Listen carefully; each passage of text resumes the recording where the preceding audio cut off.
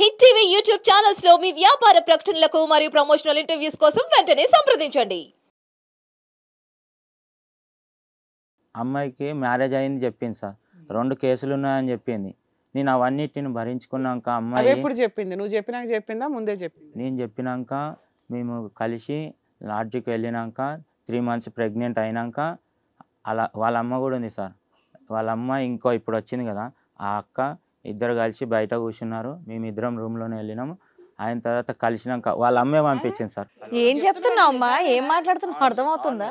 వాళ్ళ అమ్మే పంపించింది కలవడానికి. వాళ్ళ అమ్మ అలా బయట కూర్చొని నిన్న అమ్మాయిని అక్రమ సంబంధంలో వెళ్ళి సెక్సువల్ గా కలువమ్మా అని వాళ్ళ అమ్మాయికి కూరగాయలు తెచ్చిచ్చినప్పుడు నువ్వు పోవే, ఏదో కథలుతున్నట్టుగా ఉన్నావమ్మా. ఏదో వింటున్నాం కదా అని చెప్తానే ఉన్నావు. నాకు అబద్ధాలు రావు. చాలా మంచోడు. సరే కానీ ఓకే, కానీ ఏదో ఏంటి వాళ్ళకి ఆ ప్రయారిటీ ఏంటి నాకు అర్థం కావట్లేదు. అంటే ఆ అమ్మాయి నువ్వు కలవలసిన అవసరం వాళ్ళ తల్లిదండ్రులకి ఏముంది? తెలియదు. ఇది కొత్తగా వింతగా ఉందమ్మా చెప్పడానికి. ముందే పంపిస్తున్నారు తెలీదు అనేటటువంటి సమాధానంలో అబద్ధం కనిపిస్తుంది. లేదు, ఆయన కథ అయిన తర్వాత మిమ్మల్ని అడుగుతామమ్మా. నాకు రియాలిటీ తెలియాలంటే వాళ్ళు అసలు ఓపెన్ గా అన్ని మాట్లాడే వాళ్ళు. వాళ్ళ అమ్మ ఆ అక్క ఇద్దరు బయట ఉన్నారు మేడం, అడగండి పిలిపించినాక. సరే వాళ్ళు అట్లా ఉండి ఒక అమ్మాయిని నిన్ను రూమ్ లోకి పంపించి మీ ఇద్దరు కలవండి అంటే వీళ్ళ క్యారెక్టర్ ఏంటి ఇట్లా ఉందని నీకు ఎందుకు అనిపించలేదు? ఎందుకంటే అమ్మాయిని నేను ప్రేమించిన. అప్పుడు ఇవన్నీ మాట్లాడుకోవడం ఎందుకు? నోరు మూసుకొని కూర్చోవాలా?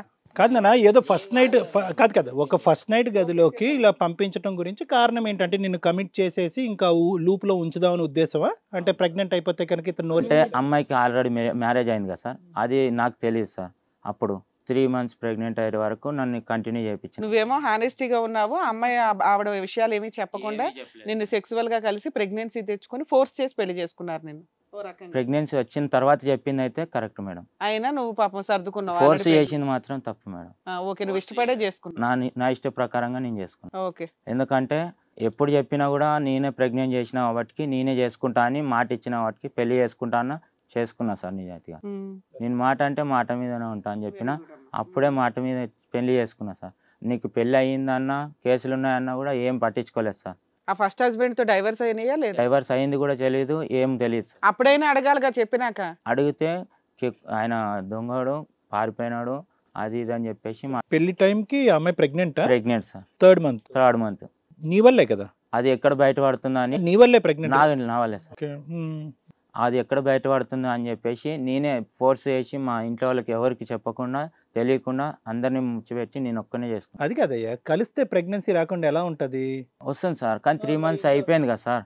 ఇప్పుడు అది ఇంట్లో తెలిస్తే మళ్ళీ వాళ్ళు ఒప్పుకోరు కదా సార్. వాళ్ళే కదా పంపించింది రూమ్ లోకి, వాళ్ళు ఎందుకు ఒప్పుకోరు? ఇంకా వీళ్ళు కాదు మేడం, వాళ్ళ అమ్మాయి వాళ్ళ అమ్మ వాళ్ళు తాగుబోతారు కదా.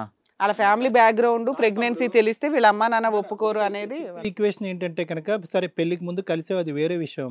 వీళ్ళు ఎందుకు పెళ్లికి ముందు ఈ అమ్మాయిని కలవమంటున్నారు? కలవటంలో ఎక్కడైనా మనం సహజంగా వినేది ఏంటంటే పెళ్లికి ముందు అమ్మాయి అబ్బాయి వెళ్ళి ఎక్కడో హోటల్లో కలుస్తారు. వీళ్ళేంటి ఫస్ట్ నైట్ లాగా సాగనంపటం అనేది నీకు డౌట్ రాలేదా? వీళ్ళేంటి ఎవరన్నా ఆడపిల్లకి సహజంగా చెప్పేది ఏంటమ్మా, పెళ్లికి ముందు ఏదో వేషాలు వేయకు, అటు ఇటు అవుతే తేడాలు జరిగితే నాశనం అవుతాయి జీవితాలు అని చెప్తారు. అలాంటిది బలవంతంగా నా గదిలో తోస్తున్నారంటే నువ్వు భయపడాలి కదా అయ్యా బాబు. ఇష్టపడ్డాను కదా అంటున్నాడు. అంతే అంతే, దొరికిందే ఛాన్స్ కదా అని వెళ్ళాడు అంతేలే. అంతకుముందే మేము ఇద్దరము సూర్య లాడ్జ్కి వెళ్ళినాం సార్. మీకు ఎక్స్పర్ట్స్, మీరు ముందు నుంచే వెళ్ళారు. దీనికి ఏంటంటే వాళ్ళు ఎస్కార్ట్ వచ్చారు అంతే తేడా. అది కూడా అమ్మాయి తీసుకెళ్ళింది నన్ను. అమ్మాయి తీసుకెళ్ళిందో దానికి అమ్మ నాన్న రాలే కదా? వాళ్ళ అమ్మ నాన్న నాకు అవన్నీ లాడ్జీలు గీజీలు తెలియదు సార్. అన్ని సీనియర్ అమ్మాయి తీసుకెళ్తుంది, నువ్వు వెళ్ళిపోతావు, ఇష్టపడ్డాను కదా అని కమిట్ అయిపోతావు. లాడ్జీలు గిలీజీలు తెలీదా? నోట్లో వెళ్ళి పెడితే కొరుకుతావా? అంతకుముందు అమ్మాయిని ఎక్కడ తీసుకెళ్ళావు నువ్వు? ఒక అమ్మాయిని బుక్ చేసుకున్నావు కదా, అమ్మాయిని ఎక్కడ తీసుకెళ్ళావు? ఎక్కడికి తీసుకెళ్ళలేదు మేడం, నేను అమ్మాయి దగ్గరికి వెళ్ళాను. మరి అవి తెలిసినప్పుడు ఈ అమ్మాయి ఎక్కడ తీసుకెళ్తుందని తెలియదా నీకు? ఒక అమ్మాయి బుక్ చేసుకున్నావు, అమ్మాయికి ప్లేస్కి వెళ్ళావు, ఈ అమ్మాయి తీసుకెళ్తున్న ప్లేస్లు నీకు తెలియదు, కానీ ఏం చేయాలో తెలుసు, చేసేసి వచ్చావు. ప్రోగ్రామ్ మొదలయ్యి అరగంట కూడా అవ్వలేదు, నీ గొంతు బాగా తవ్వుకుంటున్నావు లోపలికి అబద్ధాలతో గొంత తవ్వుకుంటున్నావు. అబద్ధాలు తెలియక లాడ్జీలు గీజులు తెలియదు అంటే కనుక నా మైండ్ దిమ్మ తిరిగి మైండ్ బ్లాక్ అవుతుంది. నాకు లాడ్జీలు తెలియపోవటం ఏంది?